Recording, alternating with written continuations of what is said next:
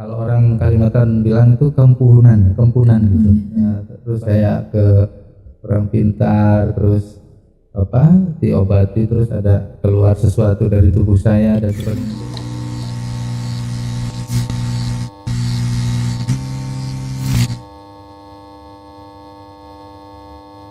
Assalamualaikum warahmatullahi wabarakatuh. Kembali lagi di podcast Basa Bisa Bukan Basa Basi. Oke, untuk bintang tamu kita kali ini kedatangan ada Bapak Teguh dari guru jurusan TGP ya? Iya, jurusan TGP. Apa kabar Pak? Alhamdulillah. Alhamdulillah baik ya. Untuk sebelumnya perkenalan diri dulu. Baik, Assalamualaikum warahmatullahi wabarakatuh. Nama saya Teguh Yuwono. Tugas saya sehari-hari sebagai guru di program keahlian teknik geologi pertambangan. Untuk alamat Pak, beralamatkan di mana? Oh ya, saya berdomisili di Tunggilis, Kalimantan. Iya. Oke, itu orang Tunggilis ya. Iya. Untuk mengajar di SMK Negeri 1 Padaherang ini udah berapa tahun, Pak? Jadi ceritanya itu saya tahun 2015 saya mendaftar calon PNS ya, CPNS, kemudian diterima, alhamdulillah diangkat tahun 2015. Jadi sudah berapa tahun? 8 tahun. Iya, Ya, 8 tahun. Oke, berarti udah 8 tahun. Itu langsung ngajar di jurusan TGP Pak, atau gimana? Iya, jadi background saya kan teknik geologi S1 saya. Jadi pada waktu itu di jurusan geologi pertambangan belum ada tenaga pendidik yang backgroundnya geologi atau pertambangan. Jadi pas saya masuk, alhamdulillah ada guru yang backgroundnya geologi pertambangan. Ya berarti benar-benar sejurus ya Pak? Linear ya. Linear. Untuk pengalamannya mungkin Mas selama 8 tahun ini gitu, kira-kira ada pengalaman istimewa apa aja nih? Jadi kalau sedikit bercerita, dari tahun 2007 saya lulus kuliah itu sampai tahun 2015 ya, berarti sekitar 7 sampai 8 tahun saya bekerja dulu di perusahaan dari Kalimantan, Sulawesi, Nusa Tenggara. Itu alhamdulillah dari khususnya di dunia pertambangan gitu ya, saya berpengalaman di pekerjaan di situ. Kemudian karena ada dorongan dari keluarga gitu ya, udahlah nggak usah jauh-jauh ke Kalimantan gitu, coba yang deket-deket gitu. Alhamdulillah karena ada pada waktu itu penerimaan guru PNS, saya coba melamar, kemudian alhamdulillah diterima. Pada waktu itu di awal saya mengajar, karena saya bukan background guru ya, saya orang teknik gitu, orang perusahaan. Ya penyesuaiannya itu betul-betul sangat terasa sekali pada waktu itu. Saya yang biasa harus disiplin, harus ini itu A dan A, harus A, B harus B, masuk ke dunia pendidikan itu betul-betul harus fleksibel. Jadi apa yang saya terapkan di dunia perusahaan pada waktu pekerjaan saya mendidik itu gagal pada waktu awal-awal itu. Jadi kalau ibaratnya nilainya hancur gitu ya siswa. Berarti yang pertanyaannya yang tidak paham itu siswa apa saya yang tidak bisa membuat mereka paham gitu kan. Akhirnya saya refleksi, saya perbaiki diri saya, ternyata berbeda sekali dunia pendidikan sama dunia kerja gitu. Yang dunia pendidikan itu harus betul-betul yang diolah itu soft skillnya gitu. Kita udah persiapan banyak-banyak materi, ternyata sampai di kelas kita dihadapkan dengan siswa yang aneka ragam gitu. Ternyata waktu yang dibutuhkan lebih lamanya itu mengolah siswanya, bukan mengolah materinya ya kan? Benar, karena bagaimana caranya agar siswa itu paham gitu ya Pak, bukan materinya yang harus disampaikan itu apa aja. Iya betul. bekerja selama kurang lebih berapa? 8 tahun? 7 sampai 8 7 sampai 8 tahun di Kalimantan, Sulawesi. Kalimantan, Sulawesi, Nusa Tenggara Barat, Nusa Tenggara Timur. Luar biasa itu selama Bapak kerja bisa dibilang di luar pulau gitu ya Pak. Itu gimana aja sih Pak? Maksudnya kan mungkin butuh adaptasi atau seperti apa gitu. Ya, jadi geologi pertambangan itu sebenarnya ilmu pengetahuan yang harusnya di luar kelas, Neng. Beda dengan multimedia atau rekayasa perangkat lunak kan di depan komputer, mengolah software. Kalau multimedia harus desain dan sebagainya. Nah, kami itu labnya ada di alam. Jadi apa yang kita cari, apa yang kita analisa itu ada di alam. Contohnya batuan, kemudian bahan galian berharga, struktur geologi dan sebagainya. Jadi sesuai dengan background pendidikan saya harus melalang buana untuk bisa menerapkan ilmu saya. Jadi contohnya di Kalimantan itu kan bahan galian berharganya banyak, contohnya batu bara ya dibutuhkan tenaga terampil, dalam hal ini teknik geologi.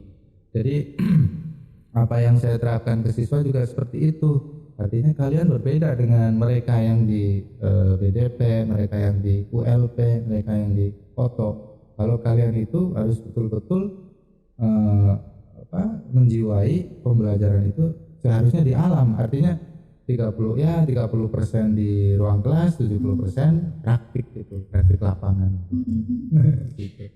Ada cerita menarik nggak Pak selama di luar pulau itu? Ya, jadi kalau saya sendiri kan orang Jawa ya, orang Cilacap, asli saya Cilacap. Oh, aslinya dari Cilacap. Ya, dari Kalimantan.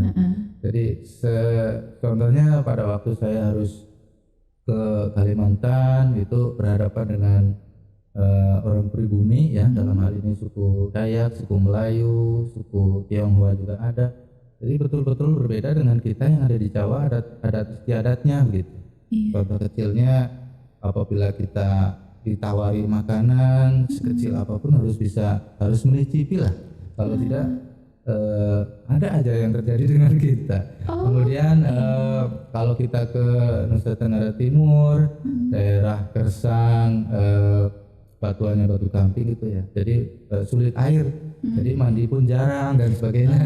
Kemudian kalau di Sulawesi itu beda lagi karakternya. Kemudian di Sulawesi Tenggara juga karakternya beda lagi, sukunya ada suku Tolaki, suku Muna, itu berbeda-beda. Bahkan di sana kita berbeda desa saja sudah berbeda adat istiadat.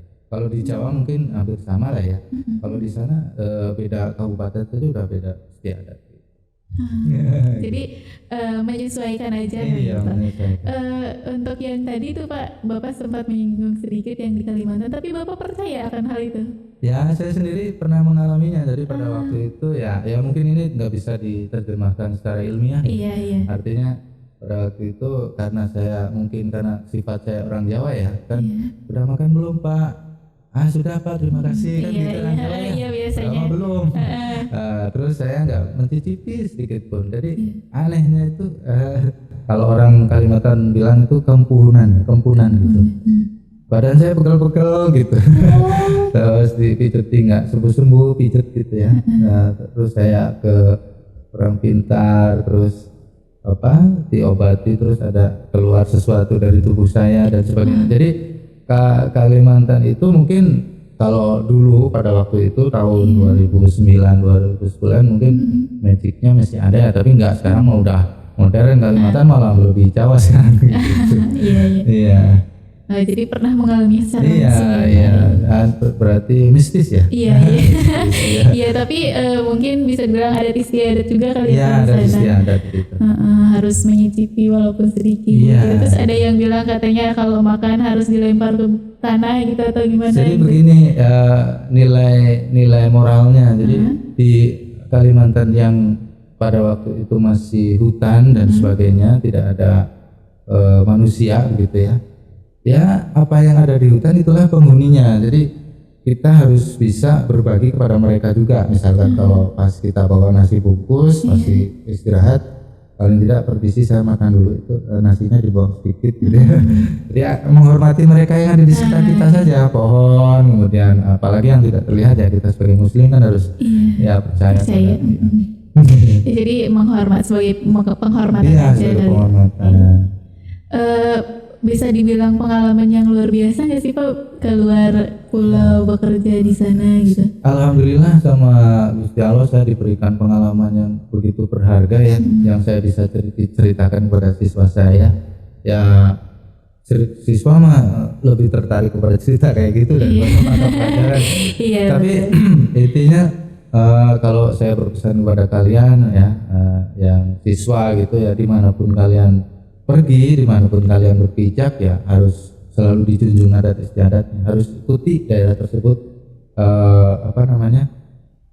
apapun itu asalkan tidak melanggar akidah gitu ya dan sebagainya, laksanakan saja kalau menurut saya. Iya betul. Iya.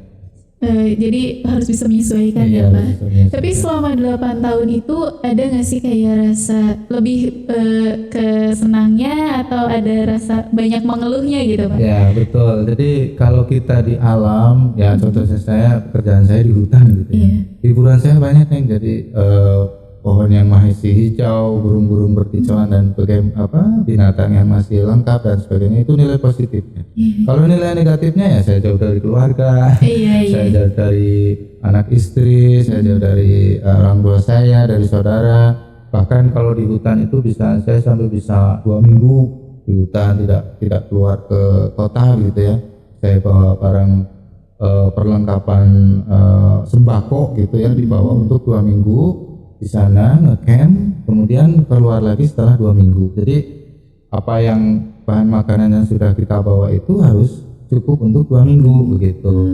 Terus kalaupun habis ya kita memancing, kita cari hewan yang kita bisa makan di hutan dan sebagainya. Banyak cerita juga yang memanfaatkan yang ada gitu. Ya luar biasa ya Pak. Tapi kalau misalkan perbandingan atau dengan sekarang gitu Pak, menjadi seorang guru dengan bekerja di bidang perusahaan itu seperti apa Pak? Ya kalau boleh jujur ya, dari penghasilan memang kalau dulu saya menjadi karyawan di perusahaan pertambangan khususnya gitu ya, ya gaji guru itu bisa 4 kali lipat, 5 kali lipat gitu ya dibandingkan dengan gaji guru. Tapi alhamdulillahnya dengan saya sekarang jadi guru itu walaupun penghasilan tidak sebesar dahulu, ya saya bisa memanage dengan baik gitu. Artinya yang sedikit pun saya dapat yang tidak saya bisa dapatkan dulu waktu bergaji banyak gitu. Kalau dulu gaji besar pulang langsung habis karena rasa kangennya, rasa apanya, jadinya uang yang ada itu tidak sampai terpikirkan untuk nabung dan sebagainya. Kalau sekarang dengan penghasilan yang lebih sedikit, saya bisa memanage dan sebagainya. Ada saja yang bisa kebeli. Artinya kok aneh ya, penghasilan besar tapi tidak selalu habis. Tapi penghasilan kecil bisa banyak, bisa beli banyak gitu. Iya.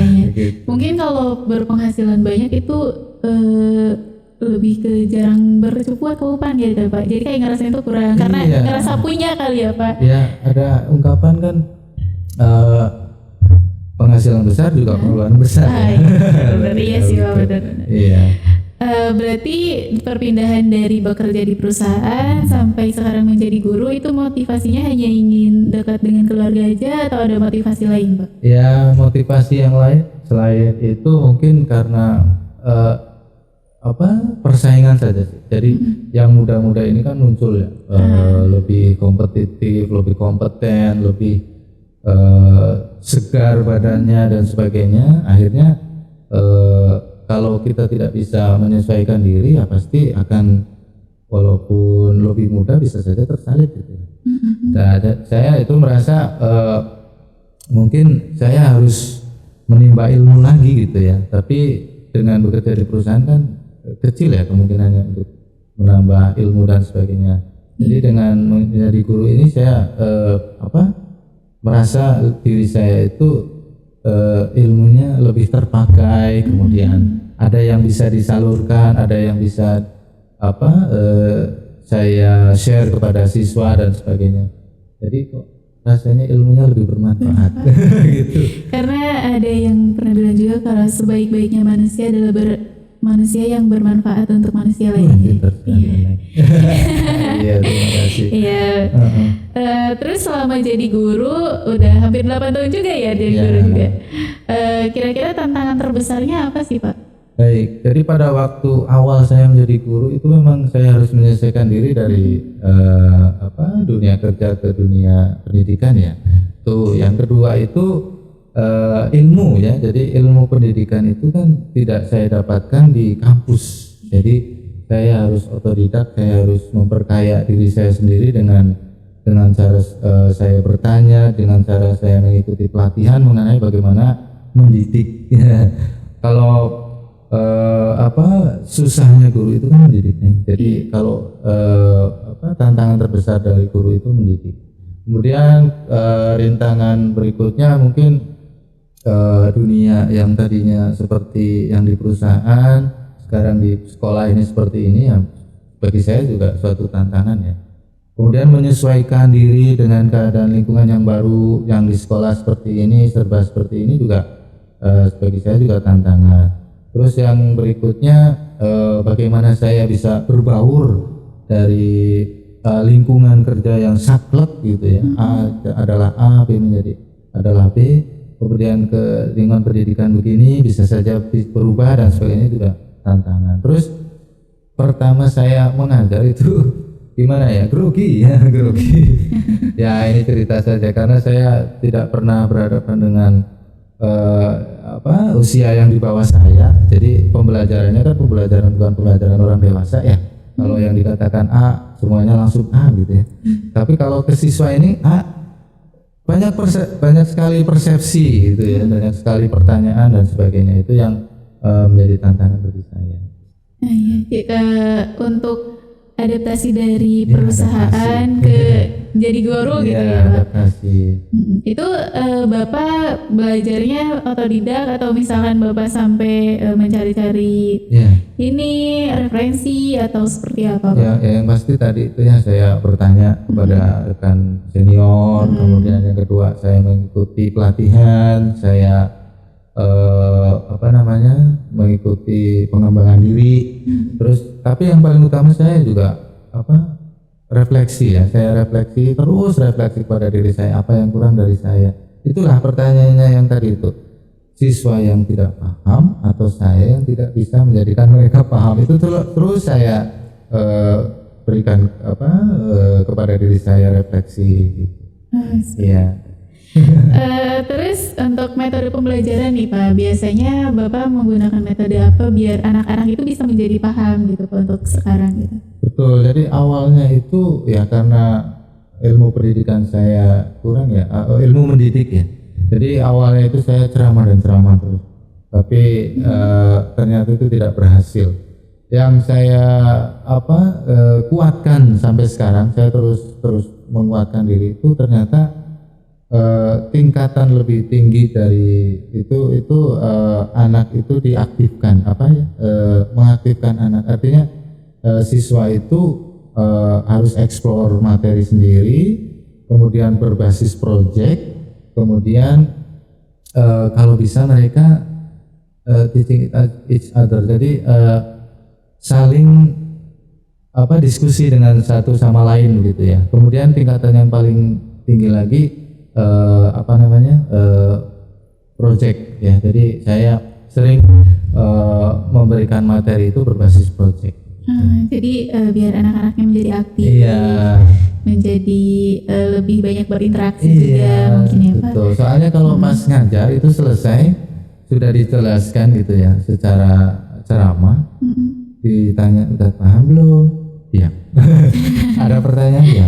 Terus setelah itu ya silakan kalau tidak ada silakan dikerjakan kumaha gitu. Jadi ternyata yang paling ampuh itu mereka saling mempelajari satu sama lain, saling bertanya. Iya. Karena kalau misalkan ngedengerin aja mungkin ya masuk kuping kanan keluar kuping kiri gitu ya Pak. Kalau sambil dipraktekkan mungkin sambil berjalannya waktu bertanya jadi bisa gitu ya Pak. Terus katanya juga Bapak pernah menjadi instruktur guru. Ya, alhamdulillah di tahun 2021-2022 saya tergabung dalam PIP ya, implementasi pembelajaran khusus kurikulum merdeka. Kami tergabung dalam instruktur yang dikomandoi oleh BMTI ya, dari Bandung untuk menjadi instruktur dalam implementasi kurikulum merdeka gitu, bagi SMK khususnya SMK Pusat Unggulan. Gitu. Untuk instruktur guru itu mohon maaf Pak Nurul kurang paham untuk sistemnya itu seperti apa gitu. Betul, jadi pemerintah dengan kurikulum merdeka itu ingin SMK itu menerapkan kurikulum merdeka sesuai dengan relnya. Nah, pertama guru-guru itu kan dilatih ya oleh instruktur ya. Kemudian setelah dilatih oleh instruktur, kemudian implementasinya itu juga dievaluasi atau dilihat ya bagaimana implementasi di lapangan itu sesuai rel atau tidak. Jadi tugas kami itu seperti itu. Yang pertama melatih, kemudian kami mendampingi para guru khususnya di SMKPK untuk mengimplementasikan kurikulum merdeka. Cuma di tahun 2023 ini saya tidak lagi karena saya harus mendaftar di calon guru penggerak ya, karena di instruktur itu saya tidak bisa mendaftar di TGP, jadinya saya harus keluar rumah dulu sebagai instruktur supaya bisa mendaftar di calon guru penggerak gitu. Untuk harapannya nih Pak, kira-kira kedepannya seperti apa? Bagi siapa nih? Bagi guru-guru yang ada di SMK mungkin. Jadi kalau saya itu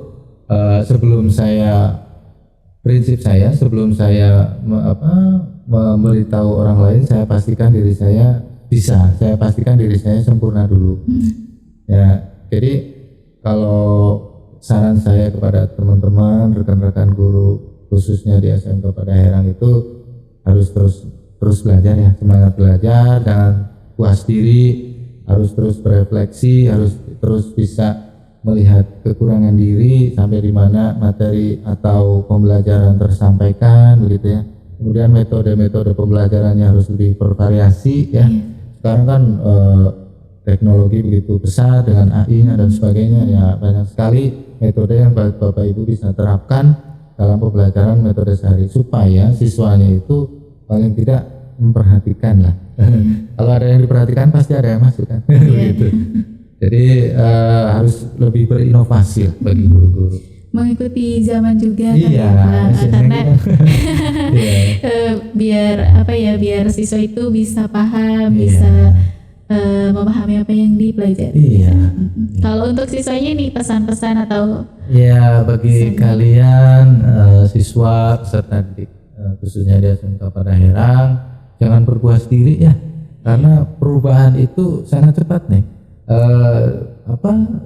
Bahkan pekerjaan yang sekarang ada diprediksi akan hilang dan sebagainya. Artinya dengan kita berinovasi, dengan kita kreatif ya, dengan pembelajaran yang sudah ada, jangan berpuas diri, terus belajar, kemudian mengembangkan kompetensi, kemudian jangan berdiam diri. Artinya misalkan materi yang disampaikan A, ini yang berpuas diri, artinya terus menggali informasi yang berkaitan dengan A, tidak hanya dengan dari guru, dari internet juga banyak dan sebagainya kan, sumber belajar kan sekarang banyak. Jadi guru itu fasilitator saja sih menurut saya, bukan sumber ilmu lagi. Kalau dulu guru adalah ilmu, nah sekarang sumber belajar itu banyak, guru itu sebagai memfasilitasi saja sih kalau menurut saya gitu. Intinya terus belajar dan bergerak ya Pak, jangan diam di tempat dan jangan berpuas diri, karena apapun itu tidak akan ada habisnya sebenarnya ya Pak. Jadi harus terus belajar dan belajar. Untuk pertanyaan terakhir mungkin Pak, prinsip hidup Bapak itu seperti apa nih Pak yang Bapak pegang sampai sekarang? Ya, jadi kalau saya itu berprinsip apa ya? Tadi itu terus jangan berpuas diri kalau menurut saya sih. Apa yang saya lakukan sekarang itu pasti pasti akan berdampak. Jadi apa yang kita lakukan pasti akan berdampak. Neng sekarang adalah neng yang akan masa datang, yang akan datang. Begitu juga prinsip saya, apa yang saya lakukan pasti akan berdampak, baik itu yang dilakukan secara positif maupun negatif gitu. Itu saja sih pesan saya. Siap. Oke, terima kasih Bapak sudah mau menyempatkan hadir untuk meluangkan waktu untuk podcast di Bahasa Bisa. Semoga apa yang kita bicarakan tadi bisa menjadi motivasi buat saya pribadi tentunya dan yang menonton dan mudah-mudahan bisa bermanfaat buat semuanya. Oke, untuk kalian terima kasih udah menonton. Jangan lupa subscribe. Like juga video ini, dan kalau misalkan ada requestan guru yang mau diundang bisa di kolom komentar. Mohon maaf apabila masih banyak kekurangan. Wassalamualaikum warahmatullahi wabarakatuh. Bye bye.